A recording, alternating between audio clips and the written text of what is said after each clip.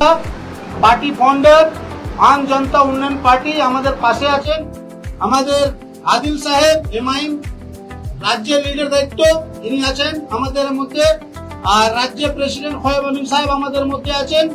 আমি নিজে ফয়সাল খান। আজকে আমরা বালিগঞ্জ থেকে গোটা রাজ্যে আমরা এটা অফিস করলাম। আজকে গোটা কলকাতা এইখান থেকেই আমরা যেভাবে ইনস্ট্রাকশন দেবেন প্রেসিডেন্ট আর হিমায়ুন দা আমাকে যেটা গাইডলাইন দেবেন সেইভাবে আমি আস্তে আস্তে হাঁটবো।